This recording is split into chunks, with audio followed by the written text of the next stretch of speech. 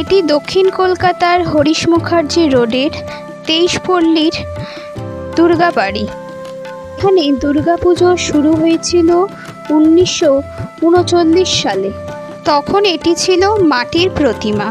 1986 সালে অষ্টধাতুর এই প্রতিমাটি স্থাপন করা হয়। মন্দিরের ভেতর প্রবেশ করে আপনারা দেখতে পাবেন মা দুর্গার মুখটি বাঁ দিকে ঘোরানো।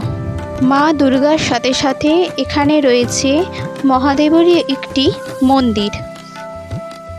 পল্লীর এই দুর্গা বাড়িতে চলে মায়ের দুবেলা নিত্য সেবা এবং ভোগ পরিবেশন।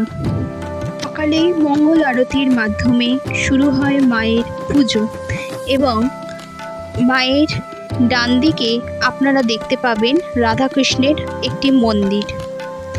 সন্ধ্যাবেলায়ও নিত্য পূজার প্রচলন এখানে আপনারা দেখতে পাবেন প্রতিদিন।